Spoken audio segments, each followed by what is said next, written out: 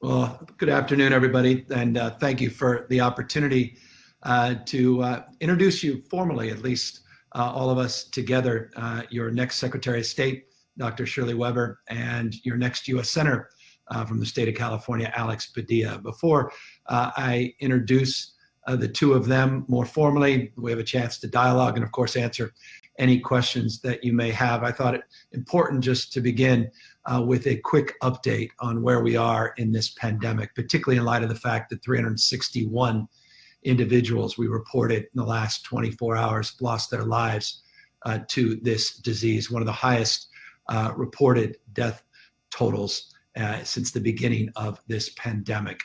On Monday, we announced that we were down to 2.5% ICU capacity as a state, and that's again in the aggregate.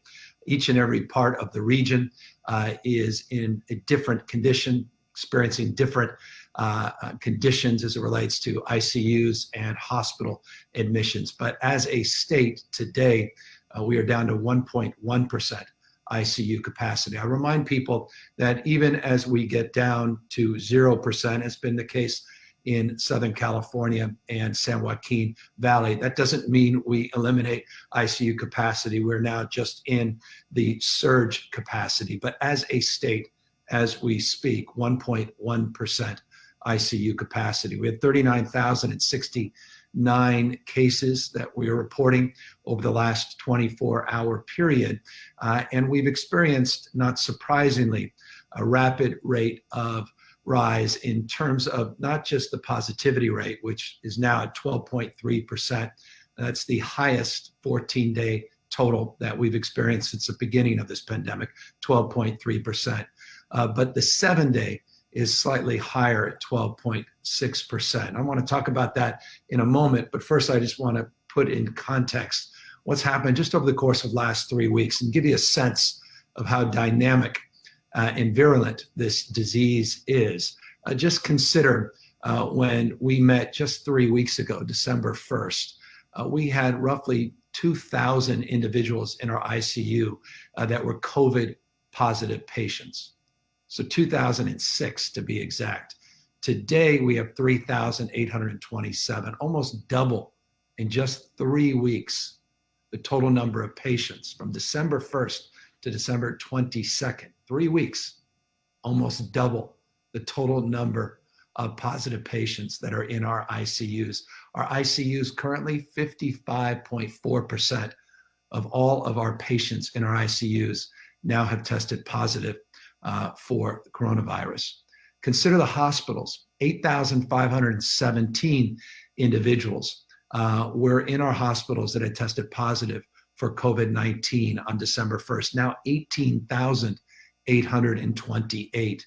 So more than double the total number of positive patients in just 3 weeks have entered into our hospital system. Hospitals now are represented with COVID positive patients with 33.5% total number of patients that are admitted within the hospital system. So 55.4% of ICUs now have positive patients, 33.5% of our hospitals. Again, these numbers are all in the aggregate. And I want to remind people, it's incredibly important to be mindful that each hospital is unique and distinctive, not just each region in the state. And so we have hospitals with 70+% of our patients that are COVID positive. Some hospitals where just 30% of our ICU patients are COVID positive. And so we are trying to distinguish for that. We're trying to work through those nuances, those unique complexities as it relates to staffing needs, as it relates to our strategies to decompress those hospitals, not just regions within and around the state. Though that said, just 2 days ago, we updated you on the 4 alternative care sites that we have stood up, pulled off warm status. Now Porterville and Fairview down in Imperial, and of course the Sleep Train Arena up in Sacramento. We are bringing a 5th alternative care site out of warm status. We're standing up that site, an FMS site down in San Diego. We have, as of yesterday, 951 state staff at 91 facilities in 25 counties. that are supplementing, augmenting, and supporting our local health officers and the local health needs. Again, we have more requests out to the federal government. We should expect, and indeed we are anticipating some more support from HHS later into this week and into the weekend. We continue to encourage people to take a look at their status and consider their status and their relationship to their unique expertise and the needs in the state. To go to the Health Corps site and go to covid19.ca.gov and learn more about Health Corps and how you can contribute your talents, your time, and energy to help us through this very, very difficult surge on top of a surge that at peril could be a surge on top of a surge on top of a surge unless we are cautious and mindful about our travel plans this holiday season and about our proximity to people outside of our households, the duration of time that we're with people outside our households, and the importance of maintaining a mindfulness around social and physical distancing, hygiene, and mask wearing. It's just incumbent upon us. Again, at peril, we'll be in a surge on top of a surge where we are today, on top of yet again another surge in the middle and latter part of January and February because of Kwanzaa, because of Christmas, and because of New Year and this extended period where we tend to spend more, not less time with family during this holiday season. Here's something, though, I want to go back to before we go to what I hope brought many of you to this presentation, and that's the two individuals I'm about to introduce. But I want to just briefly go back to that 12.6% 7-day positivity rate. I noted that we have a high of 12.3% positivity over a 14-day period. The 7-day period at 12.6% is actually not a high. It's actually declined slightly in the last number of days. That's an encouraging sign. I want to leave you with some positive sign. We were at 13.3% just a few days ago, 13.3, and now dropping down to 12.6%. We are experiencing a modest decline in the rate of the growth that we were experiencing over the course of the last number of weeks. So again, I don't, 1, 2, 3 days doesn't necessarily make a trend. That trend doesn't necessarily warrant a headline, but it's a modest indication of a possible sign of some good news. But again, we have to be mindful of what we're walking into over the course of the next number of days into Christmas holiday season, more broadly defined. And so I just wanted to lead with that and remind you again, number that I began with, that devastating number of 361 families that have been torn apart, lives lost, families that will not be with their loved ones this holiday season, the inability to make a phone call to wish someone well and to get someone on the other end of that call. This disease remains deadly. This pandemic remains deadly, and the virulency of this disease self-evidently we're seeing as it relates to the mutation around the world now, not just in the UK. We're seeing now that mutation appearing in other parts of the globe only reinforces the importance, the imperative of our individual actions, the collective actions, the common sense that we need to bring into this holiday season as we appropriately celebrate this holiday season. Remind people, and forgive me for the extended point, and we'll now turn it over here in a second, that it's important to address your mental health.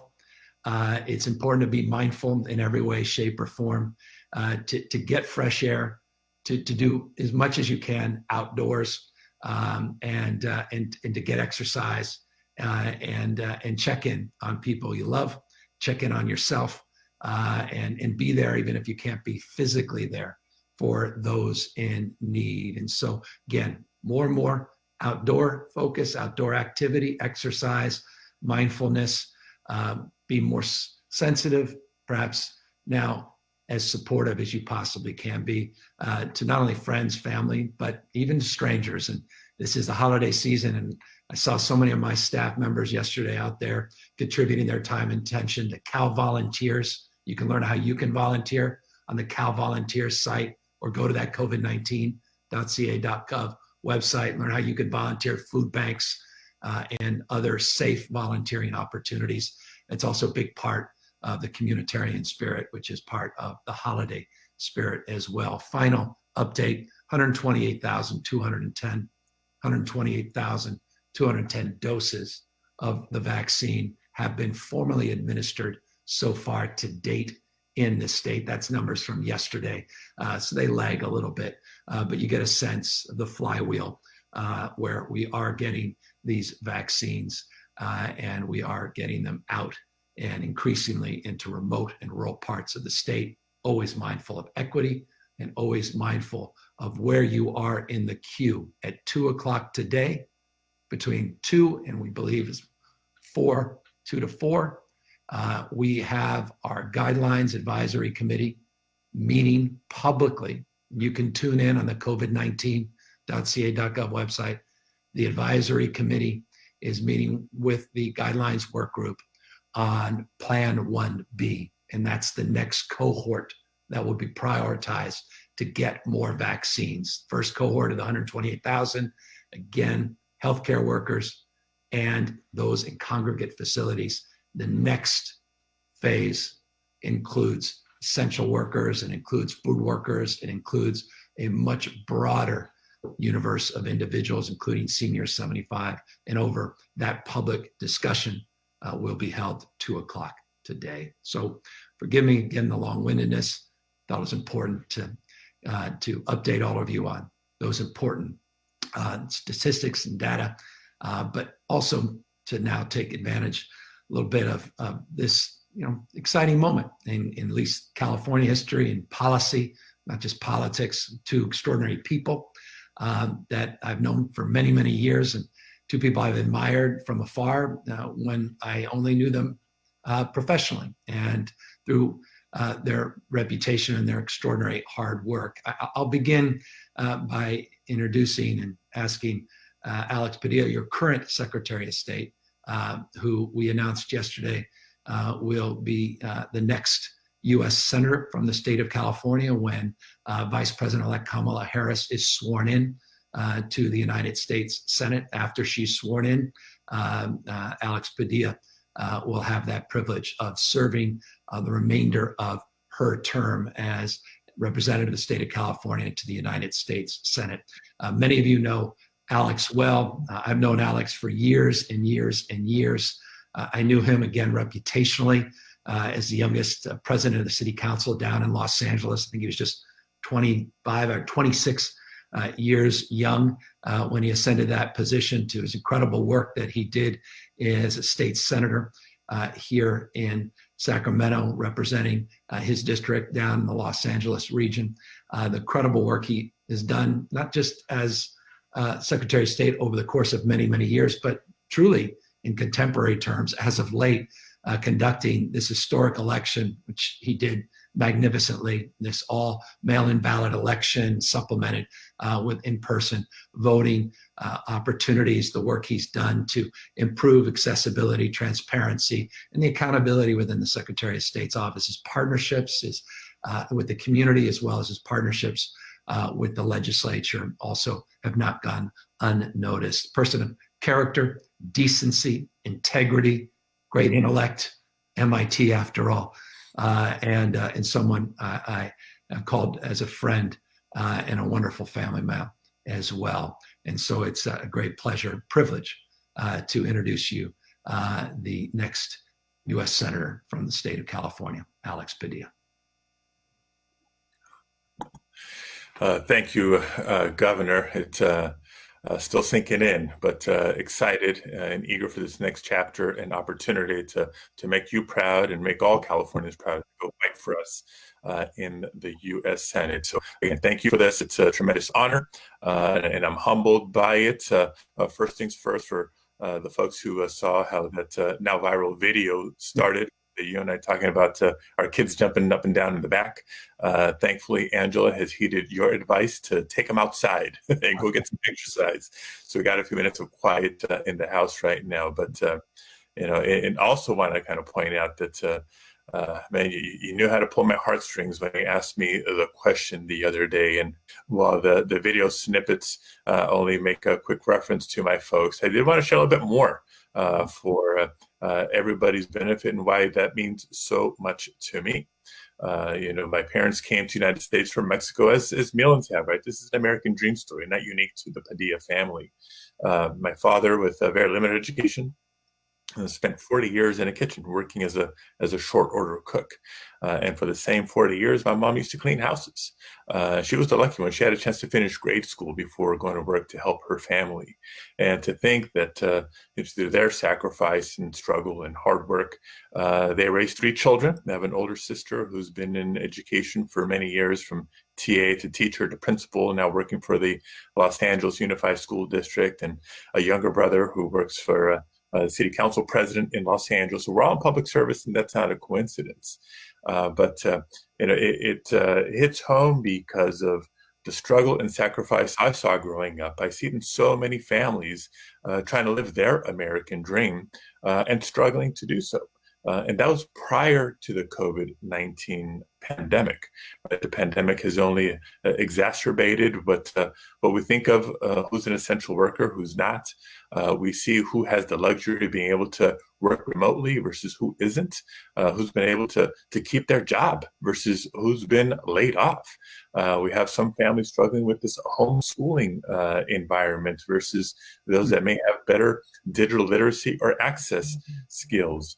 And so all that is not lost in me because I can relate. And I think it's an important perspective to bring short-term to the next iterations of COVID relief and stimulus coming out of Congress in the new year. I know they just recently acted on a measure to support families and some small businesses, but it's helpful for now, but the end of the pandemic is nowhere near. The vaccines are rolling, as you mentioned, Governor, but by the time we reach critical mass in terms of its distribution, we need to make sure it's equitable distribution, because we know which communities and which individuals are more predisposed, at higher risk, either of contracting COVID or to suffer more severe impacts of COVID.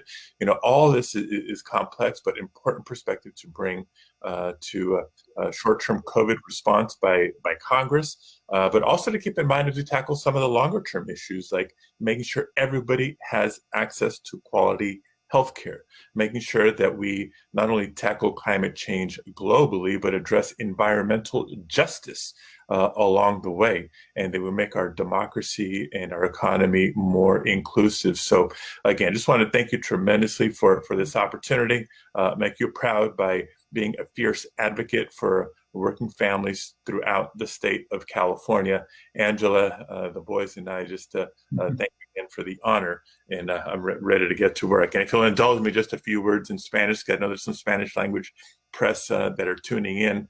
Quiero tomar esta oportunidad de darle las gracias al gobernador por la confianza que ha puesto en mí, nombrándome como el próximo senador federal para representar California, el primer latino en la historia de California para representarnos en el Senado federal. Con orgullo y humildad voy a traer mi experiencia, la experiencia de mi familia, mis padres inmigrantes a este país que trabajaron tanto, han sacrificado tanto para realizar su sueño americano. Y sé que hay millones de familias haciendo lo mismo, trabajando duro, tratando de contribuir a este país, a la economía y a la sociedad, sufriendo tiempos difíciles debido a la pandemia. Crean y tengan confianza que voy a llevar esta experiencia, este punto de vista a cada negociación, cada acción en el Congreso como su senador federal, comenzando en enero. Muchísimas gracias, gobernador. Thank you again, Governor. Appreciate it so much, and great selection on Secretary of State. Looking forward to handing the baton off to a civil rights and voting rights champion, but I'll let you make the formal introduction.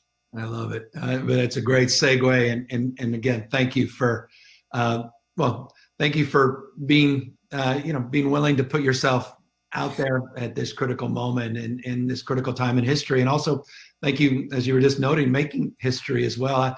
I say this as always a point of pride. California is the most diverse state in the world's most diverse democracy. 27% of the state in the last census was identified as foreign-born. 27%, a majority minority state.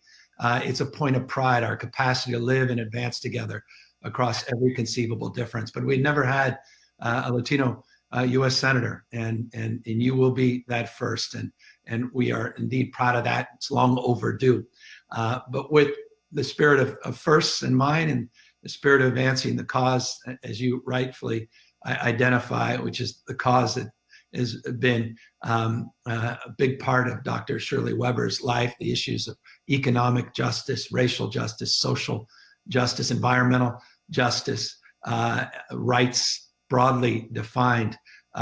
It's a remarkable moment as well, a first in history of an African-American woman who's now the next secretary, will certainly be the next Secretary of State, at first in California's history, but someone who's well known because she's well defined as a fierce advocate for the voiceless, as someone who formerly was in a role of incredible influence and authority as a professor at San Diego State, someone who served as a school board member, eventually, of course, service in the California legislature, out front and the leading and cutting edge of legislation, but legislation that was tough, legislation that others didn't want to take on, legislation that often fell short, but was never denied because of Dr. Weber's commitment, her resolve, her passion, her conviction, and her character as well. Another extraordinary life story and another extraordinary human being. I'm so privileged, so blessed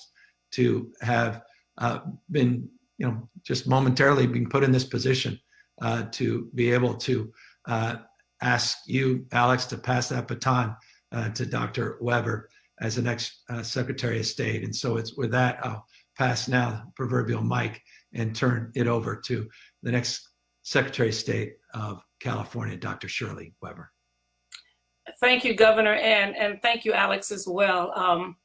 I want to thank you, Governor, for this very unique opportunity that I have to basically begin a new chapter in my life and a new chapter in the life of my family in terms of advocating for the beliefs that we've had all our lives with regards to the right of individuals to have everything they need, whether it's education, the right to vote, the right to move about, and to be free to express the things in their lives that are really important. And I'm just honored that you've asked me to take on this challenge. I want to congratulate Alex, who for years has worked with me in the Capitol with regards to the legislation that we've authored and making sure that the right to vote was always there, not only for those who we generally give it to, but those who had been incarcerated and didn't know they had the right to vote. And he fought along with us on a number of cases to ensure thousands and thousands of individuals to right to vote. So this is an extremely important issue for me. And I'm so grateful. My family is in awe of it. My brothers and sisters, we came to California because my dad was going to be lynched in Arkansas, Hope, Arkansas. And I always say I'm from Hope, which was a city that had no hope for Black people. And my grandfather never got a chance to vote because he died before the Voting Rights Act of 1965. And my dad never voted until he came to California in the 50s. And so that was always important to him, not being able to go to school, having limited education, limited opportunities. He instilled that in his 8 children. He made clear that we knew that those things were extremely important. Going to school, doing the best you could, but also exercising your right to vote. And so for years on 45th and Broadway, 351 West 45th Street, my house was the polling place of Los Angeles for that particular precinct. My dad was so proud. My mom was so proud. And as a family, we knew on election day, go through the back door because people are voting in the living room. And that was just a part of our culture, that we value the vote. And all of my brothers and sisters registered to vote. We continue to vote. Our kids vote. And so we know that voting is important. And so to be given the opportunity to be able to somehow or another do things that my family only dreamed about, that my father never thought in his lifetime would ever happen, that his daughter would be the person and the Secretary of State whose responsibility was to ensure the integrity of voting in California, to make sure that everyone had that right and that right was protected. And so I look at that, and my mother would have been 100 years old this year, and my dad, and so they would have probably just been so proud because of what they instilled in us, this value for education and this value for the right to vote. And so I'm honored. I'm honored to be to have been asked to do this. My grandkids are just in awe. You know, they say there's two people that live in our house. There's their grandmother, and then there's this lady who they say who has power. And that's what my 9-year-old grandson talks about as he sees what he thinks is the transition that occurs between the grandma who makes the cookies and the woman who stands up and makes the speeches. But I just want to say I'm very proud to be here, and I take this responsibility very seriously because it is a serious position, and it has tremendous opportunities for us to continue the legacy that's been established, as California has, in these very difficult times where people are challenging the right to vote, challenging our system itself, and trying to destroy our democracy. That we have to have folks who believe in it. We have to have folks who stand up for it. And my history and my family knows what it is like when people deny you that right. They know what happens when people challenge the fairness and the transparency of systems. My family has lived that. And so for me, I am always the person who looks at every aspect of freedom and justice and makes sure that we are dotting every I and crossing every T. Because when we get lax and when we forget who we are, we then make ourselves very vulnerable, and we destroy the system that has been the hallmark of trying to create fairness and justice. We're not perfect, but we know that we're striving for a more perfect union. And so I am really honored that you've asked me to be the voice, the administrator, the person who's the keeper of California's voting rights and its seal and those things that are so central to who we are. And I am eager to take on this new challenge and know that it will be a tremendous challenge, but one that is part of my soul, part of my spirit. And I thank you so very much. And I wish you, Alex, all the success in DC. I will truly be calling you regularly, not just about SOS, but all the other things that we want to do for California. Thank you so very much for this opportunity. Thank you, Doctor. And if and I'll turn it over to anybody who has questions here in a moment. But I think if you have a question ask me why, I think you just found out why. I was privileged to offer these positions on the basis of these vacancies to these two extraordinary individuals. And for me, again, at the end of the day, of course, competency matters. Of course, technical expertise matters, but character matters as well. Good human beings that have a default that is other people oriented, not self oriented. And I think these two people are exemplars of that. And those values have been demonstrable in their careers and will be in these new positions. So I am incredibly humbled, gratified, and very honored. Thank you both for the privilege of being with us together. And with that, let's turn it over if anyone has any questions of any of us. Jenny Hart, Associated Press. Hey, Governor. I've got two questions here. The Health Department says it will soon send all facilities letter to hospitals saying how and when start using the crisis care guidelines. When do you expect hospitals to begin having to ration care, and under what circumstances? This includes postponing elective procedures, which the state kept voluntary in the spring. Why not make it mandatory given the staffing crisis now? And separately, models for the RFXs show the transmission rate has slowed markedly in the last 2 weeks. What did that tell you? And are more people heeding calls to change their behavior? Thank you. Yeah, I think the regional stay-at-homers had an impact. As I say, it's still too early to tell that 13.3% peak that we experienced under the 7-day positivity rate now having dropped the fourth day in a row is encouraging. And as you note, they are effective as well, particularly outside of the LA region. That's a point of some optimism, but still caution, because the first part of your question is sobering, isn't it? And that's crisis standards of care and the question of when do we adopt it and how do we apply it. That question was posed to our crisis care advisory committee that was tasked many, many months ago to put out those standards of care. We went through a very deliberative process, a very public process to establish those standards. And yesterday they convened yet again to update their communication and their deliberation on the same. The answer to your question, nuance, is site by site. It's specific. For example, I was talking today to Dr. Galley. We just were comparing census at MLK Hospital down in LA versus Cedars-Sinai in LA, and the unique makeup, the distinctions between the two in terms of population, in terms of those that are admitted, the ICUs and hospitals that are COVID positive, the distinctions within cities, within counties, within regions, which will require a nuance and require more specificity in terms of answering your question of when and how these crisis standards of care are adopted and advanced. But look, encouraging news on the are effective. Still too early to tell. We have experienced the surge on top of the surge from Thanksgiving. And obviously the most important message that we can communicate today is to do everything in our power to mitigate the spread and the transfer of this virus during this very vulnerable period of time, because this virus loves social events. This virus thrives in that atmosphere. It thrives indoors. It thrives when there's a lack of ventilation. It thrives when we're proximate to one another. It thrives when we extend the duration of time with people outside of our households.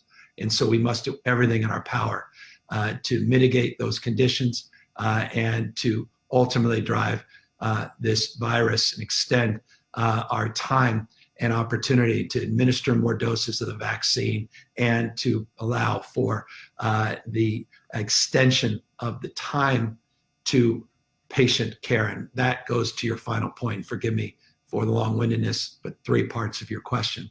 And that is the importance of staffing and the importance of decompressing our hospital system. You referenced it in the context of elected surgeries.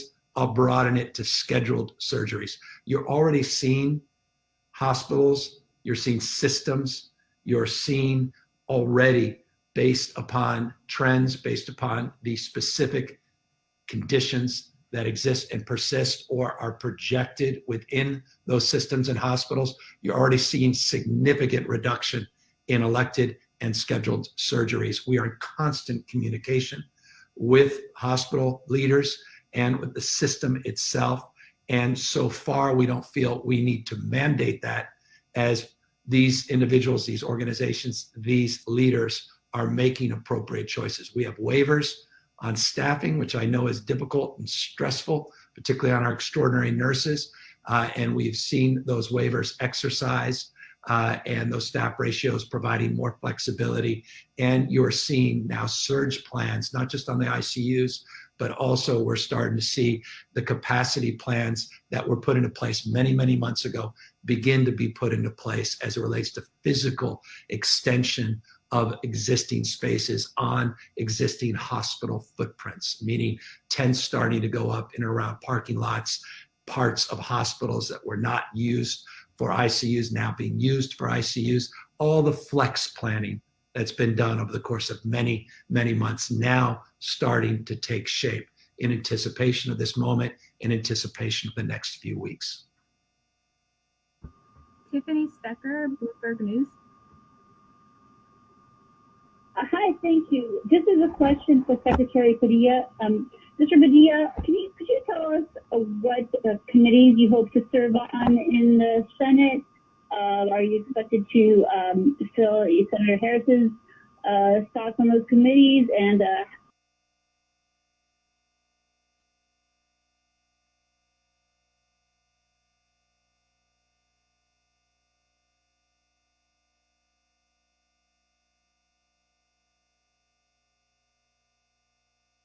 which ones would you like to be on? Yeah, no, great question. As the announcement is still fresh, so is this transition process. So that's definitely on the list of things to think through. But I can offer this. Just yesterday afternoon, did have an opportunity to speak with Minority Leader Schumer, and he just offered his congratulations, and we put a pin in some time this weekend to circle back and have those kinds of conversations as well. So I know it's a process. It'll be a combination of committees that not just are of interest to me in terms of issues, but more importantly are the most relevant and impactful for California. And the starting point is looking at where Senator Harris is currently as she's vacating and where Senator Feinstein is, because it's going to be important for both U.S. senators to work as collaboratively and as effectively to deliver for the state. So still to be determined, not hiding anything from you, but as it evolves, I'll certainly be sharing it at the appropriate time. That's great. Paul Sisson, San Diego Union Tribune. Hi, thank you so much for taking my call. I had a question about the federal medical stations. I understand that these stations are not equipped to provide intensive care. It sounds like there's some sort of step-down unit. So how does the state expect these federal medical stations to take pressure off the ICUs if they can't provide ICU care? They ultimately are part of a stacked system of care, which allows us to decompress, allows us more flexibility within the existing footprints within the hospitals themselves. As I noted, we're starting to see rooms that weren't traditionally used for ICU purpose being repurposed for ICU. Of course, we have pressure then on the incoming with people that's still in hospital beds, not in ICU, not intubated, not necessarily in that acute care need, where we can decompress, we can take advantage of these FMS sites, these alternative care facilities, and they come in many different flavors, so to speak, not just the field medical stations, but you've got the old sleep train arena, where we have COVID positive patients that are currently there that are taking pressure off the hospitals in the region. So each Fairview, Porterville, each one of these alternative care facilities has a unique contribution that impacts the stacking of prioritizations, patients, and utilization within the existing hospital footprints. The biggest issue remains, and I'll just remind everybody of this, it's staffing. And that's why we remain very aggressive in our posture of requesting support from the Department of Defense. We updated you 48 hours ago on some of those specific asks. We are actually talking to the incoming administration and their point, their COVID point people about our needs so we can hit the ground running when the new administration is sworn in. We continue to maintain very strong working relationship with the president's office and with the vice president himself, who's been very accommodating as it relates to additional staffing. As you know, we are providing CalGuard staffing. We're trying to utilize our existing staff as well as the health corps staff in terms of providing additional relief.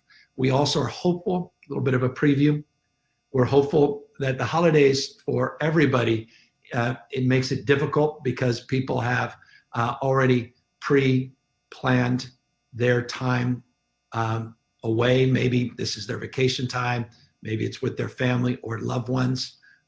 And we are hopeful that in the first week of January, we'll actually be able to get more contract staff.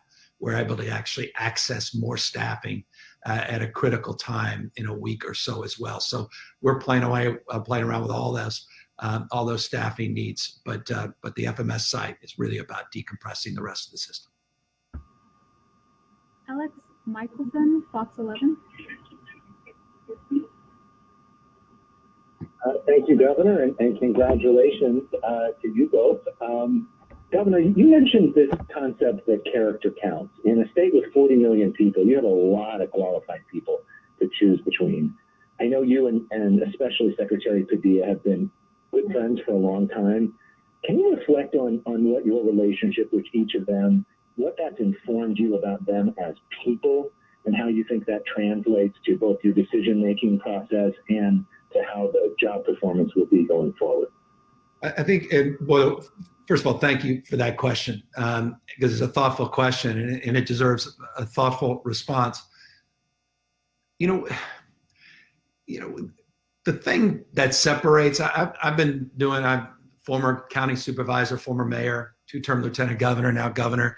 I've been at this a long time. I've got to know people I've admired, respect from afar, got to know them a little bit better, and lost a little bit of that admiration because I sensed there was for them about power and prestige more than it was about doing their job. I think they wanted to be something more than they wanted to do something.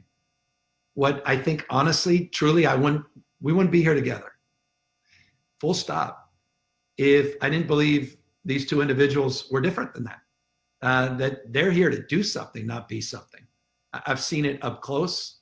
I mean, I've seen it just in contemporary terms with Dr. Weber on a police use of force bill, where, it was a year ago that the state established one of the most progressive police use of force bills in the nation. This is before the George Floyd tragedy. And I'd watched Dr. Weber from afar, but I had a chance now to work with her directly. And just you characters define in one's actions, not just in public, but in private. Her conviction, her congruency wasn't intellectual, it was emotional, but it was also strategic. Her ability to get things done, doers, not just dreamers. That's someone of character and someone of conviction and someone whose default is about you and me and others, not just about herself. I've seen it in Alex Padilla for decades, where we walk the streets together. We walk precincts for other causes, where I've seen it in his interaction with his kids. That's the true test of someone's character. It's reflected back in the eyes of their children, his wife, the experience we both had. I lost my father a few weeks after he lost his mother 2 years ago in those conversations. And those are very personal and very raw. And you get to, someone reveals themselves in those moments. And of course, this incredible work, this heroic work with the scale of what he just accomplished in terms of this election in the nation's most populous state. Again, I'm blessed, and I think you should feel blessed that we have two remarkable Californians that are now in positions where they can impact your life, impact our lives, and impact the lives of millions and millions of people that, frankly, I felt a little forgotten. Felt like they were not on the front of the line, but the back of the line. And I can't tell you how many people called me when they say they saw themselves in that conversation when Alex started talking about his mom and dad. And that just meant the world to me, just because it means the world to them. And I know you all heard that a moment ago with Dr. Weber, that same spirit, same pride that comes through, just knowing that they're going to be now elevated in their positions of influence. Jeremy White, Politico. Hey, Governor and others, thanks for joining us today. Dr. Weber, a lot of folks are curious to know about how your selection will play into the 2022 election, given that there are multiple other people who have also already declared Secretary of State campaigns. So I'm hoping you could tell us if it is your intention to run for re-election in 2022. Yes, it is my intention to run for re-election in 2022. I don't take on a task just to be someone who holds down the fort while something else is going on. There are a lot of things we started in California in terms of voting, and I was a part of some of those things, and we'll continue that. So I expect we will run a very active and aggressive campaign. And while we're also learning the job and doing some things that are really important that have to be done. So I anticipate that I will run in 2022 for the position for the full term. There are colleagues who also have an interest in that, and I understand that, and they have a right to run if they choose to. But I do plan to run in 2022. And Alex, just for the purposes of answering that question for you as well, what's your intention? Absolutely. The big issues, big challenges that we're about to tackle, we know require a longer-term commitment. So I've been making that signal very clear, not just to you, Governor, but to all Californians. I'm in this for the long haul. So I will look forward to, hitting the ground running quickly, making the case and earning California voter support in 2022. Ashley Zavala, Nexstar Media Group. Hi, Governor. This week we've seen a lot of other governors get their vaccination shots, and I was wondering when you might be getting yours. When the guidelines work group makes an independent adjudication as to when I should, when it's appropriate. Someone my age, of my vulnerability, whatever that may be, and not before. That's just my personal choice.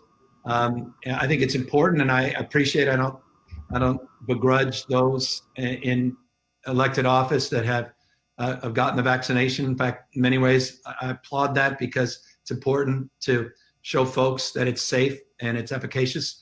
But for me, there's just simply too many people that contact me personally and contact my office desperate for the vaccine. And I honestly, in good conscience, I just can't get ahead of them in getting vaccinated. Ben Christopher, Cal Matters.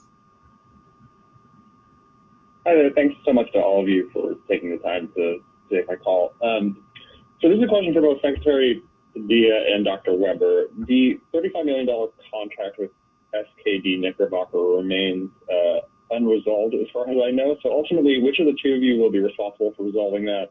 And who's going to pay? Where's the money going to come from? Thanks very much. I'll go first if that's all right. So a couple of things just to make sure we put the question in the proper context. We're referring to as a contract to help run a nonpartisan voter education campaign as we conducted the November general election, which was not only important, it was mandated, written into the Budget Act of 2020-2021, passed by the legislature, signed by the governor. We made a lot of changes to how we administer the November election. As we all know, every registered voter in California received a vote by mail ballot, but we still opened in-person voting with all the public health protocols that California voters would not have to choose between exercising their right to vote and protecting their health and that of their loved ones. So voter education was key to letting voters know what those options were. The mandated program contract was properly negotiated and entered into, signed off not just by the vendor, but General Services and others. The only real question here is which account is it going to be paid out of? That's where there's some technical questions and disagreement that will still be resolved. If we really want to go into the weeds here, the issue of concern for some is whether the Secretary of State's office should have spent some of this funding on behalf of counties overseeing voter education, to which I would remind folks there's plenty of precedent for that. When the Secretary of State's office streamlined translation of election and voting materials consistent with the Voting Rights Act, for example, nobody raised any questions, nobody raised any concerns. When we knew we'd have to help coordinate the procurement of PPE for all the in-person voting locations throughout the state of California, that's a gargantuan task in a short amount of time. We did that on behalf of counties with their full support and appreciation. No problems, no questions, but all of a sudden when it comes to having facilitated voter education so people could participate and stay healthy in November 2020, all of a sudden now there's a question. I just wanted to put your question in the proper context. It will be resolved soon, no doubt. Controller's office, Department of Finance, everybody's sharpening the pencils and working it out.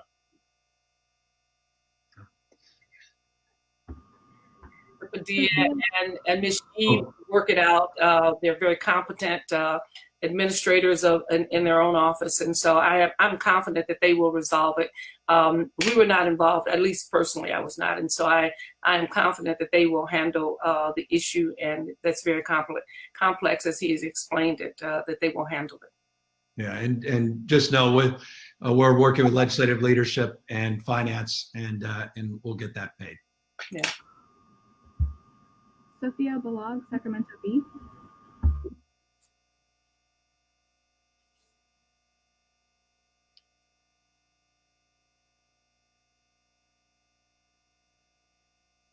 Sorry, Sophia, we can't hear you.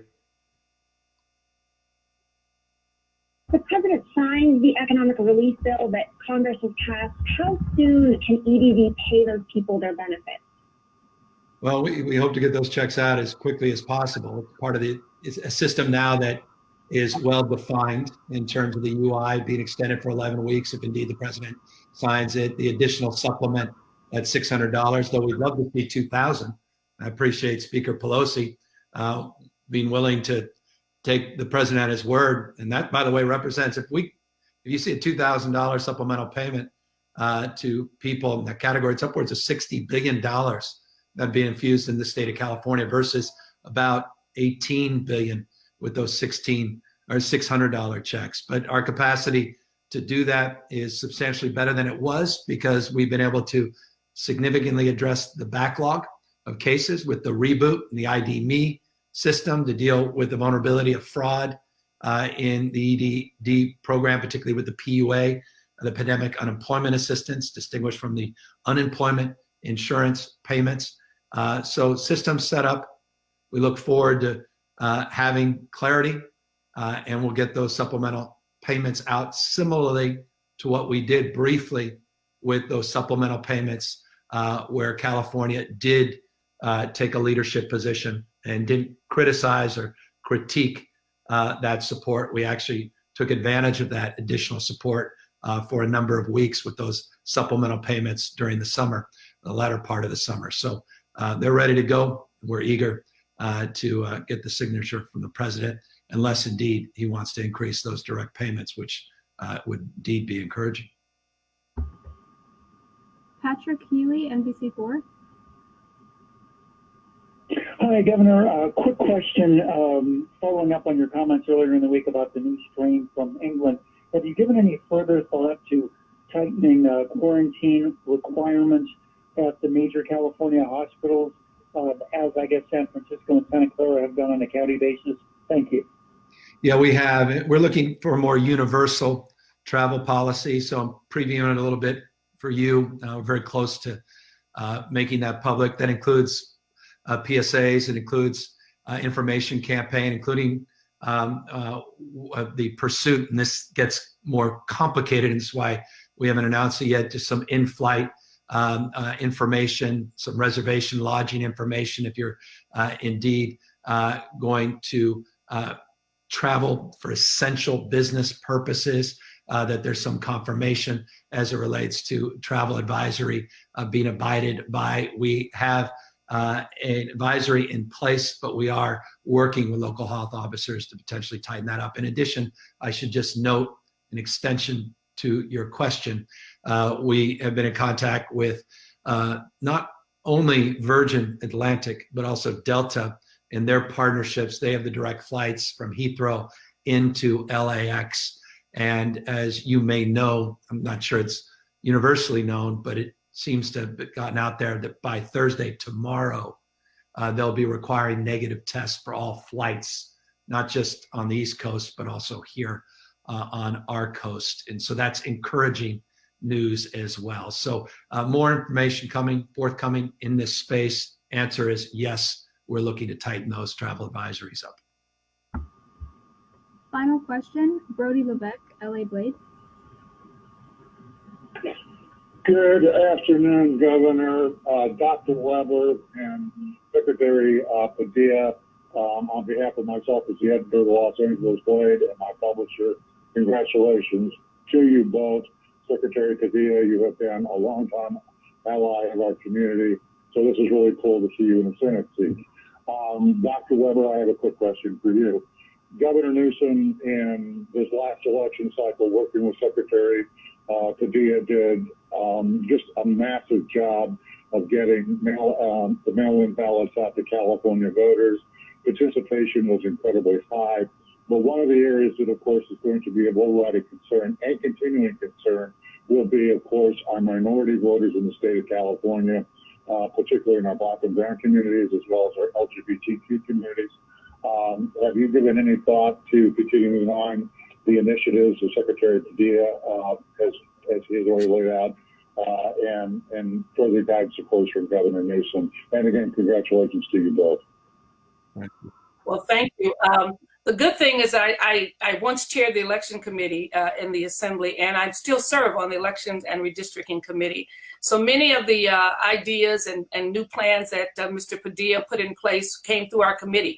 And I supported those efforts to talk about everyone getting a mail-in ballot, and to working with the various minority communities to ensure that they would vote, to make sure our high school students were being registered early, and all those kinds of things. I've worked on those things with Mr. Padilla. He's come to San Diego. We've done some meetings together at high schools and various places. So I'm very supportive of what we did. I'm very proud of the election that took place, the new things that were put in place. We want to surely increase of that participation. I think, getting out there and making sure that all of the communities, the ethnic communities, as well as others, to know that they have various options for voting is really, really important. So I've been very pleased with what we saw with the last election. As a member of our election committee in the assembly, we'll hope to be able to look at what we've done, expand on it, make it even better.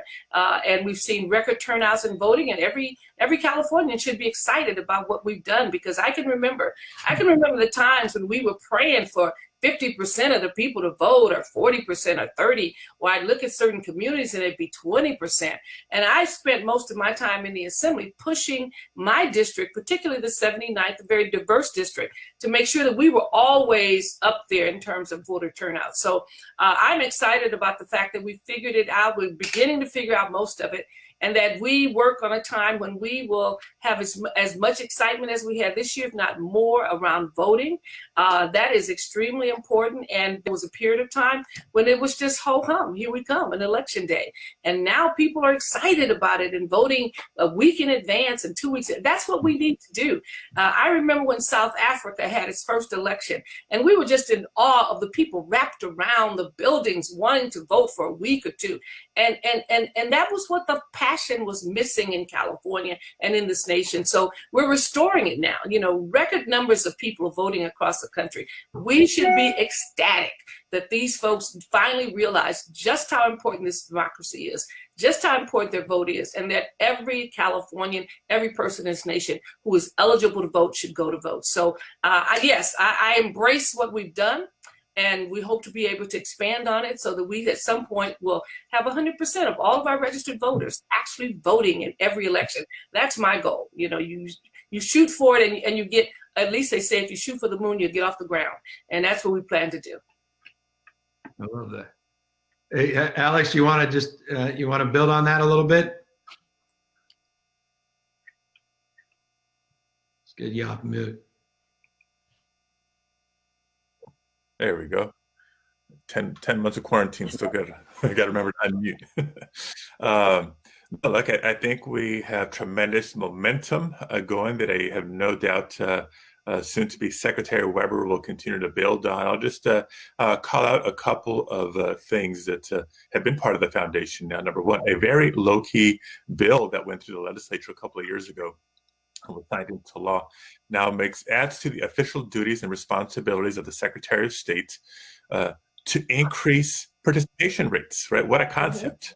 Prior to that bill, of course, the Chief Elections Officer oversees the proper administration of elections, but there was no statutory mandate that you increase participation rates. Well, now there is, and specifically that language includes a special consideration for communities that have historically been underrepresented.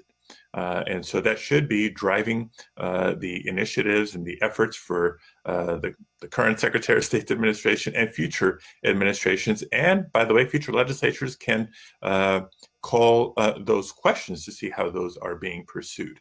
I'll give you another example, the tremendous success of automatic voter registration through DMV. Reason I think that's a profoundly powerful part of the legacy I'm glad to have.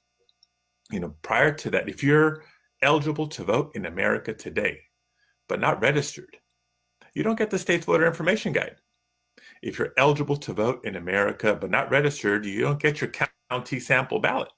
If you're eligible to vote in America, but not registered, chances are candidates and campaigns are not knocking on your door or calling you during dinner. So the sheer systematic adding of previously eligible but unregistered voters to the rolls creates a lot of that activity. And by the way, it's not just about numbers. Who is it that's disproportionately eligible but unregistered? It's been working class families. It's been communities of color. It's been a lot of young people. And those are the voices that we have disproportionately uplifted through these reforms in the last several years. So I appreciate the spirit of the question. I think we've done a lot in the last 6 years, but until we hit 100%, always more to do. And I have no doubt that Shirley Weber will bring that same philosophy and passion to this office. You're here. Well, I not only appreciate the spirit of the question, I appreciate the spirit of the last hour. And again, thank you to Dr. Weber and thank you to Alex Padilla for all of their, their public service and all of their extraordinary work and leadership to date. And we're confident the best is yet to come. And I'll just close by reminding folks that they wish to tune in an hour, 2 o'clock at the covid19.ca.gov website, learn more about our next phase of distribution of the vaccine, our Plan 1B, that will be publicly discussed. And I just want to close by just making a personal point that I think in the appointment of Alex Padilla, we've also proven another paradigm, and that is the willingness of this governor to work with people, even Dodger fans, in terms of elevating them to positions like you have said it. Oh, geez, you're rubbing it in further. Anyway, by the way, this is a big deal geographically as well. Dr. Weber, San Diego, Alex Padilla, Los Angeles. I know a lot of folks have had, there's a lot of Northern Californians statewide. So this is a nice thing as well. Governor, if I can add just one last thing, appreciate what you said in terms of Secretary Weber's and my qualifications individually, but I do think it's important for everybody to observe. Part of revision and selection is not just our individual preparation, but our commitment to working together, right? This is what all Californians deserve. Quality individual leaders, but just as importantly, elected leaders working together on their behalf. And I know that's what you and I have, what Dr. Weber has, and just a testament to you to keep all trains moving in the same direction to help California families. Yeah, and full disclosure, and forgive us, we'll zoom off here in a second, but I love right when we both came on, Dr. Weber, we were just talking, you're already engaged with Alex on transition issues. And again, we were commenting, isn't it great that you guys have a long-standing relationship? You've worked together on so many elections-related bills for years and years. And I appreciate that, Alex, the spirit of collaboration and cooperation. Well, thank you all. Yes, appreciate it. Take care, everybody. Thank you. Take care. Safe.